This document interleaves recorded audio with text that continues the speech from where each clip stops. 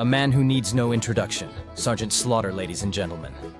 Remember, boys and girls, a true champion thinks of others first.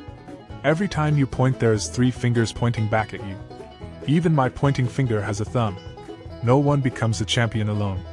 You got to think of everyone, including your fans. For how your fans remember you is different from how your friends and enemies will.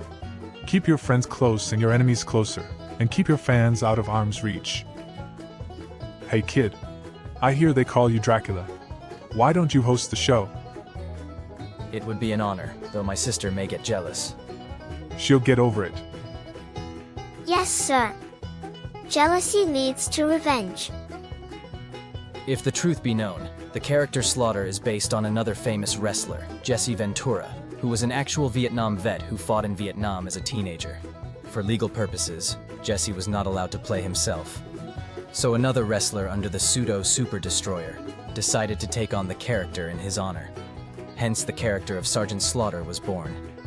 Really, wrestling was created by a bunch of kids in a barn.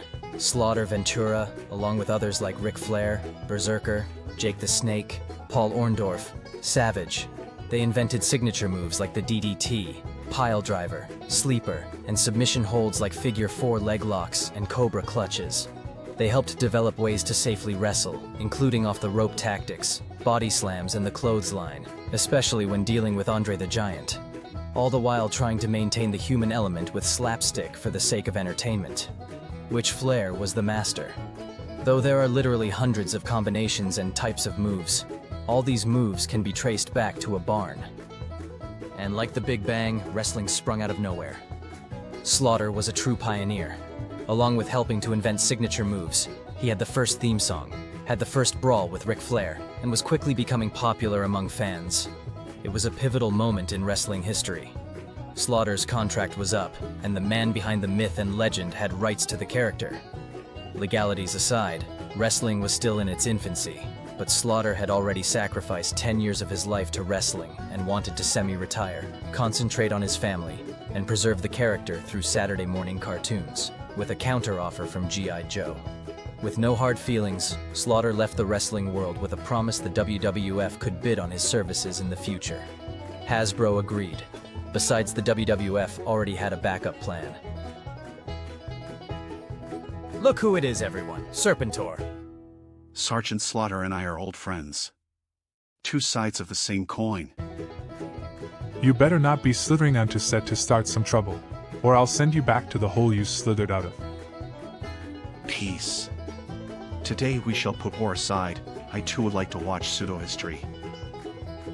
Very well. Slaughter was the first celebrity, whose persona became a toy. His presence in cartoon land helped spark the G.I. Joe franchise and produce Hulk Hogan's Rockin' Wrestling. While Slaughter was away fighting Cobra, the wrestling world was running wild with Hulkamania. Though Hulkamania did well for wrestling, a lot of controversy came with it, from steroid use, to extreme stunts like ladder matches and matches in steel cages, to crossing the line between person and persona. In the world of entertainment, the lines between reality and make-believe can become blurry. You could say Sergeant Slaughter was the A-plot, the greater world, and the B-plot would belong to both Elizabeth, the Queen of Wrestling, and China, first female ever to hold the Men's Intercontinental Championship. Though I'm getting a little ahead of myself, let's begin with the story of Elizabeth and the inevitable return of Sergeant Slaughter into the wrestling world. Elizabeth started out as George the Animal Steel's manager. It was a take on Beauty and the Beast and involved a storyline around Randy the Macho Man Savage, who was trying to lure her away from the Beast. Savage eventually defeated George and won the damsel in distress's heart. In real life, Randy and Elizabeth were husband and wife, and ended up breaking the #1 rule in show business: keep what is private private, what is public public. These types of crossovers become very difficult to maneuver, especially when dealing with people's emotions. It becomes very difficult to prevent reality from bleeding into fantasy. Macho Man was made out to be a prick who didn't treat Elizabeth right, both on and off the stage. Savage was made out to be a bully, and Elizabeth was simply naive and under his spell. Her next major storyline involved Jake the Snake Roberts, who tried to lure her away from Savage and failed. Things really got hairy when Hulk Hogan and Savage formed the Mega Powers, and the line between reality and the real became really blurry. Jealousy reared its ugly head, friends became enemies, while fans became envious when Elizabeth showed a little skin. The decision was made regardless of popularity and megabucks, that Elizabeth and Randy should be separated on stage for mental health reasons. He became the king, and Scary Sherry became his queen. Hulk Hogan decided to try his hand in Hollywood and passed the torch on to the Ultimate Warrior. Warrior was an electrifying character. Though he wasn't the greatest of wrestlers, fans loved his explosive entrances, energy, and lack of predictability, both in his matches and promos. On the world stage, the Gulf War had come to an end. There was peace, and the WWF figured they could cash in. There was really only one person for the job, Sergeant Slaughter. Slaughter's contract was up with G.I. Joe, and was approached to play the part of an Iraqi sympathizer, which seemed like a good angle at the time. So Slaughter was brought back to defeat Warrior. They talk a lot about the Hogan-Warrior dispute, but really the focus was now on Slaughter and building the bridge between the Iraqi and American cultures, thinking enemies were now friends. Just as Slaughter was going to join forces with the introduction of The Undertaker, the epitome of irony reared its ugly head.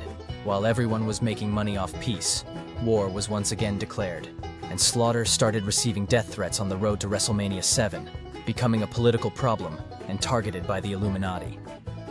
Hogan poked his head in the door after a short stint in Hollywood. Really, the only real dispute between Hogan and Warrior was who was going to defeat Slaughter. Inevitably, the decision was made to go with Hogan. Hogan defeated Slaughter and once again became champion.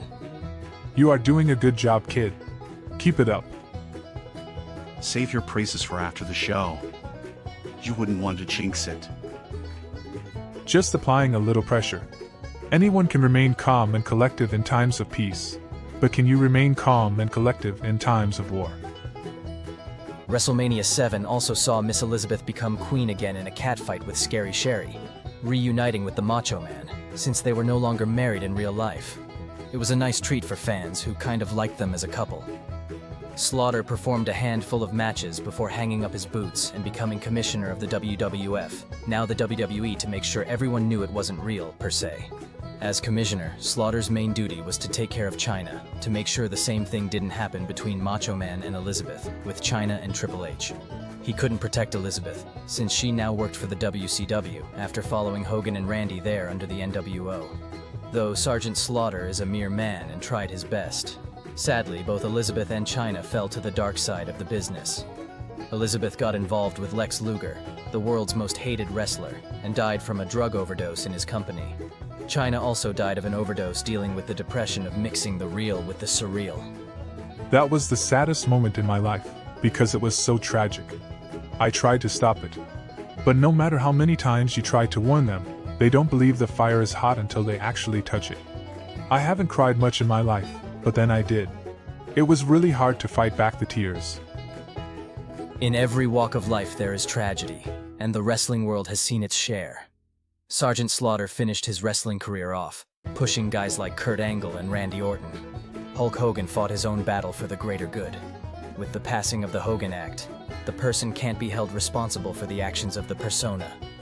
All in all, Slaughter has made a huge contribution both in the political and wrestling arena. His dedication to entertainment and the conservation of life, laughter, and ultimately sacrifice is a testimony for all. If I could choose a hero other than Jesus or my father, it would be Sergeant Slaughter, quite possibly the greatest story arc of all time. From a young kid in Vietnam, to G.I. Joe, to Iraqi sympathizer, to heavyweight champion, then commissioner, he is truly a hard act to follow. Thanks, kid. I promised myself I wouldn't cry, so you can turn off the camera. Sergeant Slaughter forever. Live to love. Love to live. And peace out.